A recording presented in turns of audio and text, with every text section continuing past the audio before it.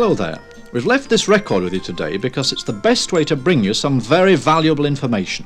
When you've heard the record, you'll understand how you can make immediate savings in hard cash and at the same time provide your family with a heating system which is both economical to run and offers unrivaled personal comfort.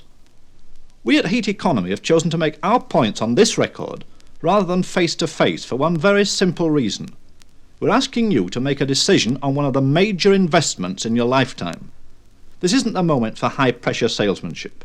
What you want, and what your investment demands, is calm thought and reflection in the privacy of your own home, in your own uninterrupted time, and with the facts available for reference and consultation. We believe that given such careful scrutiny, the discerning buyer will choose our Heat Economy system. So we are confident enough to put the arguments forward on this record and let those arguments speak for themselves. Before you choose any form of heating, you've got to start by considering the alternatives. Let's look at them in the light of their historical evolution. Central heating first came to Britain nearly 2,000 years ago in the form of the Romans' hypercaust system. Given the technology, or rather the lack of technology, in that bygone era, the hypercaust was a marvellous achievement. A monument both to the inventiveness of the Romans and to the breadth of their vision in imagining the very concept of central heating at all. When the Romans left these shores, though, so did central heating. Not that it had ever been available to any but the wealthy few. The modern history of central heating in the United Kingdom dates from the late 1940s and the early 1950s, the time of the introduction of the one-pipe radiator system, which draws heat from the old back boiler. A significant step forward in its day, the one-pipe system always has and indeed always will suffer from one major fault: uneven heat distribution. Water from the back boiler may well enter the lengthy pipe system boiling hot, but on its journey round the house it's constantly losing heat. Inevitably, therefore, whilst you may be enjoying, or rather enduring, tropical conditions in the living room, bedrooms at the end of the system can still be barely more than chilly. Since the human body reacts more to heat variations rather than absolute temperatures, the essential comfort of central heating, which is pleasant, even heat throughout the house, is beyond the scope of the one-pipe system.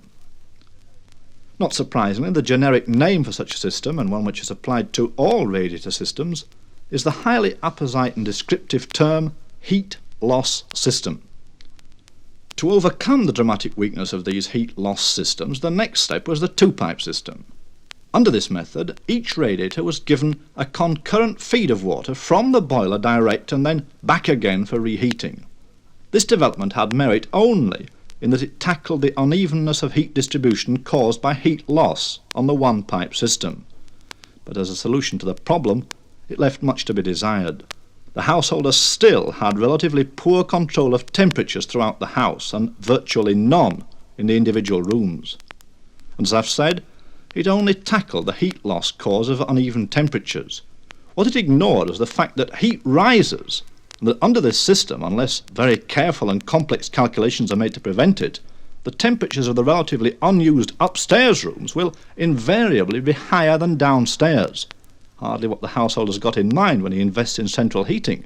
Now, it won't surprise you to learn that central heating has come to us from countries such as Canada and America, where weather conditions are so much more severe than ours. Spurred on by their inhospitable climates, these countries have put a lot of research and development into home heating, an investment which has equipped them with a wealth of advice to give us. What is surprising is how much of that valuable advice has been ignored by heating engineers in this country.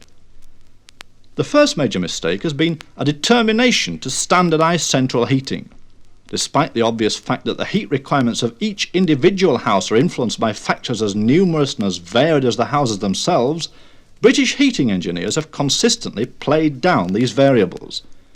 The unwitting villain in all this sad and extravagant saga is the domestic central heating calculator. I say the unwitting villain because the calculator itself, which is known in the trade as the British Standard Slide Rule, is an extremely simple and useful ready reckoner, a handy tool in estimating basic heating requirements. But the slide rule is limited. To retain its simplicity, it's designed to take in only a limited number of variables into its calculations. The primary factors are cubic footage of the area to be heated, the window area through which heat loss comes, and the thickness and type of the wall. Probably it's asking too much of any simple instrument to involve many more factors, but from the point of view of the householder, the necessary reduction of his home to a limited number of factors makes the resulting calculations more than a bit misleading. But nevertheless, this is what invariably happens. The heat requirements of each individual room are worked out, and the answer is expressed in BTUs, which is British Thermal Units. Under this method, the living room, for example, could be declared to require 8,000 BTUs, the dining room 6,000, the upstairs small bedroom 3,000, and so on. No mention's made, you'll notice, of the fact that because of the very fact that heat rises, the upstairs room will need relatively less heating than a downstairs room. Nevertheless, armed with these crude figures, the size and number of radiators for each room is specified, and by adding the total BTUs together, the boiler capacity is worked out.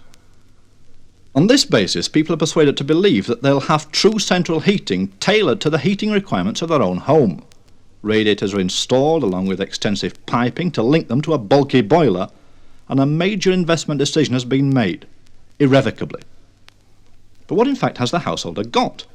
Nothing more than an expensive installation specified on the crudest of calculations and founded upon a fallacy of alarming importance.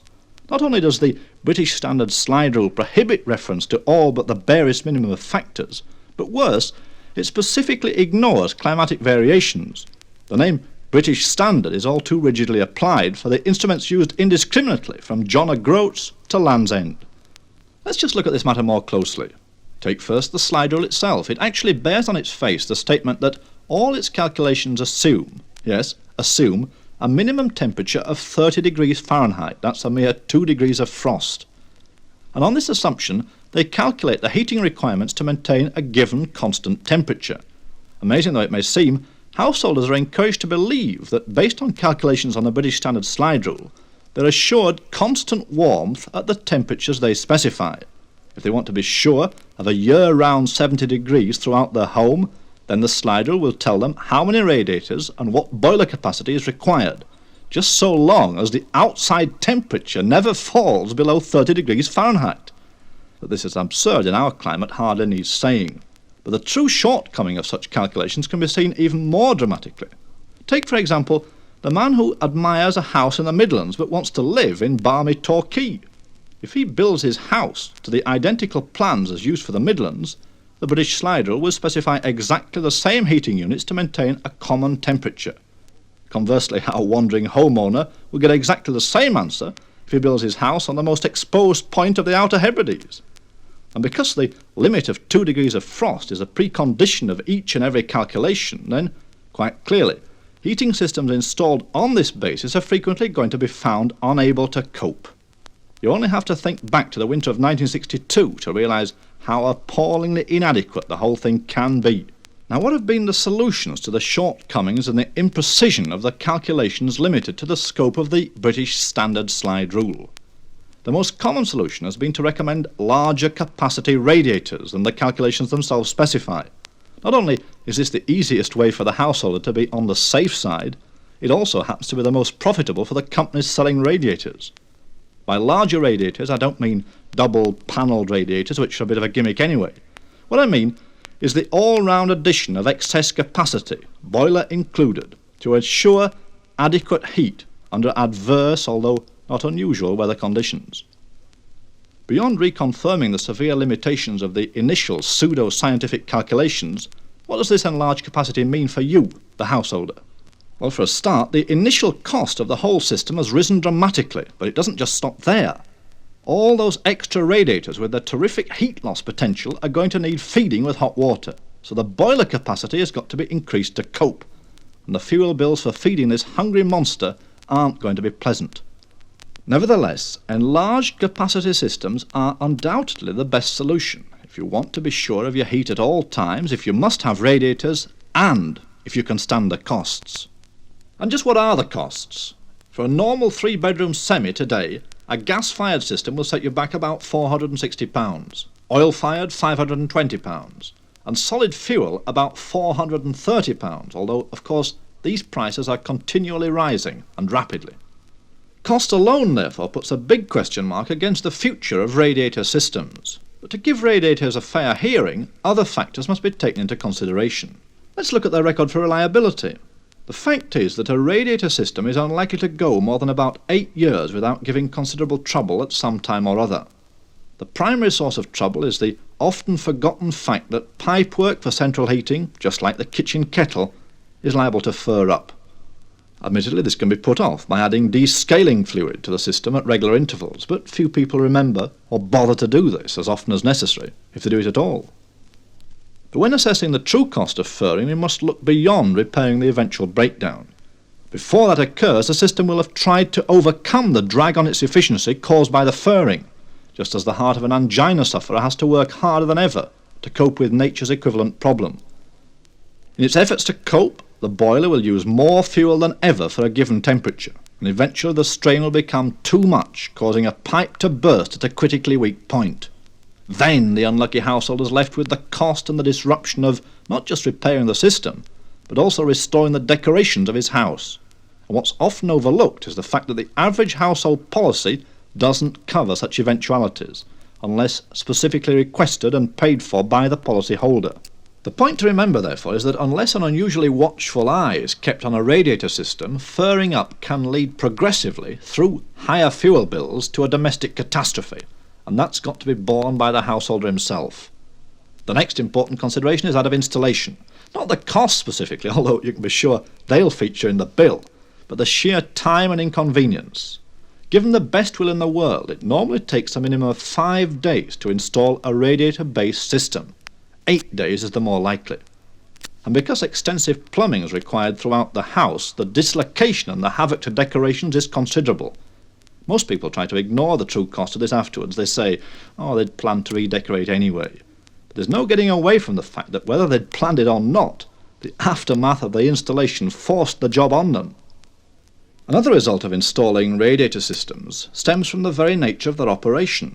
To heat a room to a comfortable temperature from a fixed and static source, the heat put into a radiator has to be far greater than will be necessary than with, say, a hot air system. The result is that furniture's got to be moved if it's going to be protected from this excessive heat. Moreover, because the efficiency of such systems depends on the hermetic seal achieved only by placing the radiators under the windows, the luxurious long drapery is going to be chopped off to prevent scorching. In effect, therefore, a radiator system both reduces the living area of each room by making the area near each radiator unbearable, and restricts your choice of decoration, not to mention the damage to existing paintwork caused by high temperatures. Finally, we come to what's potentially the most costly feature of a radiator system, the danger to very young children. The new white radiator conveys to a child no inkling of the excessive heat it carries, except by touch, and that touch could cause burns. So if you're still determined to have radiators, please watch the toddlers all the time. Now we come to the energy source, the fuel. Basically, you've got 3 to choose from: coal, gas and oil. In terms of cost, they differ little, except that, of course, oil and coal have got to be provided with storage capacity. When all's said and done, the running cost of any of these fuels is around £150 a year, and it's rising. That's a weekly figure of £3, but remember, that's just for British standard heating. In severe weather, assuming you've lashed out on the expense of a double capacity system, then of course that cost will rise, and not in direct proportion to the heat required. It's a simple but unpleasant fact that each additional unit of heat requires a greater amount of fuel to produce it than the unit before. Just think of it as the petrol consumption on your car. As you put your foot down to go faster, the miles per gallon fall ever more rapidly. In the same way, if you turn your boiler up, or to put it another way, if your heating system's got to raise room temperatures from a starting point lower than the one allowed for under the British standard system, then your fuel bills will rise disproportionately. Now, I've said a lot about radiator systems, and you may well be wondering whether you can ever hope to have a central heating system which gives you real central heating where you want it and at a price you can afford. To find out how, then listen to the other side of this record. As I said at the beginning, you'll learn something to your immediate cash benefit, which will also enable you and your family to live in greater comfort than ever before. So, see you in part 2 in a couple of ticks.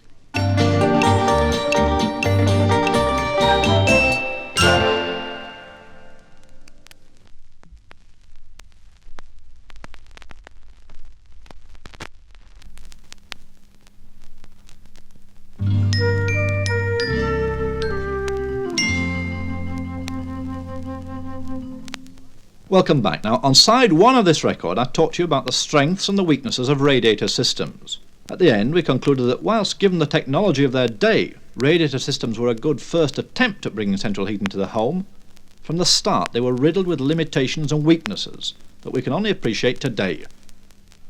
Now, you may have noticed when you're out shopping that as you enter many big stores, a blast of hot air greets you. I don't mean from the over-ambitious salesman, no, I mean the warmth that envelops you at the doorway. Now, this is brought about by something known as an air system, a descriptive and accurate term, just as heat loss system tells us about radiators. The fundamental differences are best understood when we consider just how the radiator systems work. To heat a room, and after all that's what we're interested in, not heating radiators, a radiator is filled with very hot water, and this in turn heats the air round about it.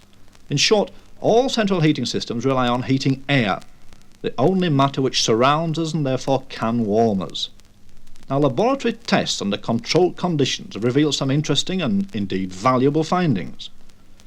Given the task of heating a given cubic area, be it 1,000 or even 10,000 cubic feet, scientists have repeatedly found that an air distribution system is 9 times quicker than a radiator system. These experiments are being carried out under a variety of conditions to assess their full value, and each time the answer is the same. For fast, efficient warmth, the warm air system is the best. But at the same time, and borne out by practical experience, warm air systems are fraught with pitfalls for the unwary. The most common mistakes are twofold. First, a central heat source is used, and secondly, this is further weakened by poor ducting. In fact, many councils have been led into this trap with resulting disappointment. The ducting, though of poor quality, has been expensive, simply because the process of installing ducting, good or bad, is expensive. But more important is the weakness inherent in a central heat source. One of the few good things one can say about a radiator system is that it uses water to transport heat around the house. Now, compared to air, water is a relatively good heat conductor. Obviously, having decided on a large but central heat source, one should choose the best method of moving that heat to where it's required, to the rooms themselves. But as we've seen, once in the rooms, the heat dispersed by radiators is uneven and it's relatively slow to take effect. Hence the first pitfall of warm air heating, a central heat source with only a single impeller fan working through expensive and all too often poor ducting, adds up to squandered opportunity. So let's get back to that valuable opportunity, an opportunity revealed to us by scientifically controlled laboratory experiments. We've discovered, indeed we've proved, that warm air heats a given area 9 times quicker than water-heated radiator systems. Can we harness this knowledge to our advantage? And the answer is a simple yes. I want to tell you now about a heating system which has been tested and proved in far harsher climatic conditions than we enjoy.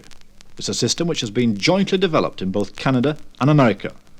Today, this system is brought to you by Heat Economy of Leeds, the first British company to back its confidence in Canadian warm air heating with advertising and comprehensive service. In this system, we've harnessed our laboratory investment in knowledge to provide each home with heat when it's wanted, where it's wanted, and in the exact quantity it's wanted. How's this been achieved? Well, like all the best ideas, the solution has been found by looking at the fundamental principles and applying them in the simplest way possible. First, we must heat air, since it's clearly the quickest way to heat the space we live in. Next, being aware that to move preheated air around the house can be wasteful, the answer is to move energy into the room in the most transportable form, electricity, and then convert that energy into a powerful heat source in the room. From this, the warm air can be swiftly impelled to comfort the occupants. Knowing what we want to do, the next question must be, can it be technically achieved? The answer, a resounding yes. In fact, it's been available to us had we taken the trouble to listen to these past 15 years of experience in Canada and America. The heat economy system revolves round these fundamental simplicities. It harnesses them through individually thermostatically controlled units, and normally they're flush fitted in the wall, unless the wall's so thick it can't be opened. In these rare circumstances, there is a specially made teak surround for the units, which are then positioned on the wall, taking up a mere 18 inches long, 12 inches down, and 4 inches deep. That's a bit of a mouthful, so let's look at it in detail. what you get from heat economy is a separate and independent source of warm air for each room. And because each room's got unique heating requirements, whatever the British Standard Slide Rule may say, heat economy units have got individual thermostats controlling not a boiler far away, but a heat source right there in the room itself. That's how you get the heat where you want it and at the temperature you individually find comfortable. Now let's come to the other major step forward offered by the heat economy system. You get the heat only when you want it, and that's all the heat you have to pay for. How's this achieved? Simply because it was a precondition of the design. Instead of having to wait whilst a bulky appliance heats up, the heat economy unit provides instant hot air by driving air past a black heat element in each individual unit. This element comes swiftly to its full heat the moment it's switched on. And there's your heat source specifically designed to transfer its warmth via the medium of blown air right into the heart of your room. Because warm air systems do heat a room so dramatically quickly, there's no need to waste money heating a room when it's not in use, either through starting the heating too soon or leaving vast quantities of unappreciated heat just sitting in the radiators while everyone goes out of the house. Moreover, the installation of separate time clocks, one for downstairs and one for upstairs, each individually programmed, makes for truly selective heating, as it's called in the United States. This system literally switches itself on when it's required, it shuts itself off smoothly, quietly, and without waste when it's not needed. To grasp the full potential of this valuable step forward, let's imagine a typical family evening. The children's bedtime arrives, so shortly before they go upstairs from the warm living room, the heating units in their bedrooms switch on, as does the one in the bathroom. They can then go from warmth to warmth, and if they wash their hair in the bath, well, it's a matter of moments under the downward draft of the bathroom unit to get it dry before they go to bed. Once they're in bed and asleep, the unit switches itself off until the morning. Meanwhile, downstairs, Mum and Dad, after heaving a sigh of relief, can enjoy the warmth of the sitting room until they too go to bed, confident in the knowledge that they'll go up to a warm room because the unit there has, according to the selected programme, switched itself on at the appropriate time. Next morning, shortly before the family get up, the units upstairs go on, so that when Mum gets out of bed, it's to a room that's warm and comfortable. And downstairs the process is also repeated, so the whole family come down to breakfast in comfort. And no heat's wasting away upstairs because the units there have gone off again, and they'll stay off until they're needed in the evening. Similarly, within minutes of everyone leaving the house, the entire system switches itself off to await the first people home, the children back from school.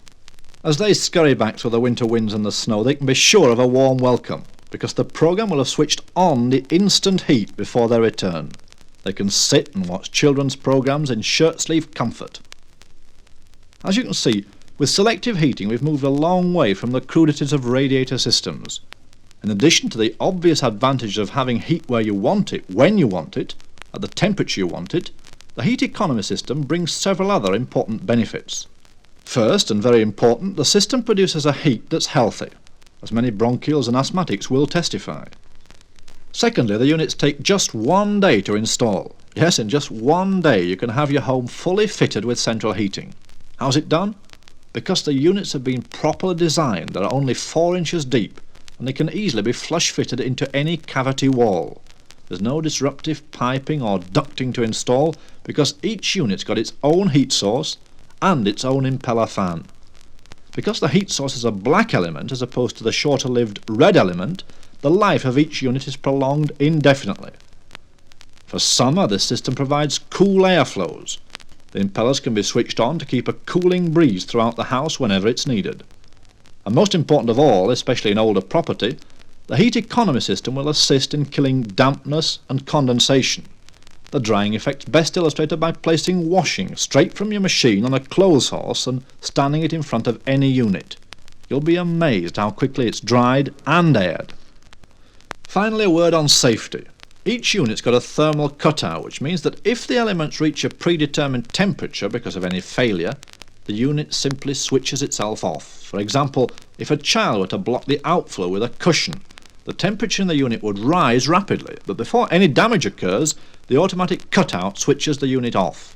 By taking away the offending cushion, the temperature comes down the unit restarts and it restores the room to its desired temperature. Now, where do these units go? Do they have to be fitted under windows like radiators? Not at all. They can be sited wherever is most convenient. The simplicity of installation leaves your decorations untouched and undamaged, and if you enjoy long draped curtains, then there's no need to give them up, as you would with radiators. And another important advantage of this system is that your rates won't be affected. When you install a radiator system, you're under a legal obligation to inform the local authority, and they'll increase your rates accordingly. This doesn't apply with the heat economy system, so you can forget this or any other standing charges. Now, before we go into the costs, and most important, the great savings you can make with this form of central heating, I should just like to set your mind at rest on one or two other points. What about, for example, underfloor heating? Well, this was an idea based on the original Roman central heating, the old hypercaust. But just as that was a rare luxury in its day, and was determined by the low level of technology of that time, so today, modern underfloor heating is extremely expensive to install. It ignores the full potential of today's technical advances. Other more recent innovations have included such ideas as skirting board heating or micro-bore systems. Both are an improvement on the old radiator system, but each suffers from weaknesses that are only now becoming fully apparent, not to mention the relatively high costs of both buying and running them.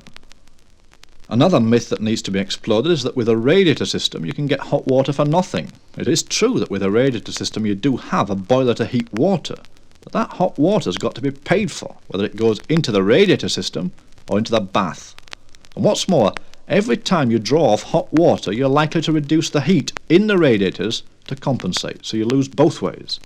No, the cheapest form of hot water is with an immersion heater, so long as you stick to the 3 golden rules. First, set the thermostat at 140 degrees, no more, no less. All too often people who complain about the cost of their immersion heater haven't got it set right, and they're pouring money away on a boiling unit. Secondly, make sure your tank is properly insulated with a good, thermally effective jacket. Once you've paid for the heat, don't fritter it away. Third, and finally, don't leave your immersion heater on when you don't need the hot water. It's a popular misconception that an immersion heater works at its most efficient if it's left on all the time. This applies only if you want hot water all the time. If there are prolonged spells of the day when no hot water is needed, then leave the immersion off. It'll save you money. If you follow these golden rules, you'll find that your immersion heater will give you all the hot water you need at a highly competitive price. And just as with the Canadian warm air heating, which allows you to pay only for the heat you want when you want it, an immersion, properly used, doesn't make you pay to heat water you don't need. Now back to central heating, and on cost alone the arguments all support the heat economy system, as you'll see. You don't need an expensive and space-stealing boiler, and each unit is flush fitted, which leaves you all the space in your own home to enjoy. It's an ideal system for terrace houses, and to prove our point, we at Heat Economy in Leeds are ready to go anywhere in the country at any time, not just to tell you about our system, but to demonstrate it in your own home. There's no other central heating on the market that you can test in your own home before you buy. Now, what's it going to cost you? Well, running costs for a 3-bedroom house will be around £2 a week, depending on just how much you use it. These low running costs stem from the fact that you only have the heat on when you want it, so that's the only heat you pay for. There are no standing charges, no added rates to burden your pocket, and the installation of such full central heating will add to the value of your home overnight. Each system is backed by a full guarantee and after-sales service so that you can relax from the moment it's installed, confident there'll be no hidden extras to pay for. And if you buy a system now as a result of listening to this record, Heat Economy are prepared to give you a discount of 20%, which means that for a 3-bedroom semi-detached house you can have central heating, yes, full central heating, from £360, and for the smaller terraced house that figure can be even less. And to help you take advantage of the offer, we at Heat Economy have arranged special facilities through 2 of the nation's major clearing banks, Barclays and the Yorkshire, which are available to you. Using one of Heat Economy's home improvement loans you can enjoy warmth tomorrow, but bought at today's prices. And that is an important plus, because prices of all forms of central heating equipment are rising rapidly. They can be expected to double in the next 2 years. So buy now, before central heating rises out of your reach forever. And one further point. Heat Economy, in addition to providing a comprehensive service to the domestic user, has a specialist team to assess and tackle the heating needs of lock-up shops and offices. Through this team of specialists, Heat Economy are happy to give free advice and estimates to companies large and small on a branch-by-branch basis or as a complete package, and anywhere in the country at any time.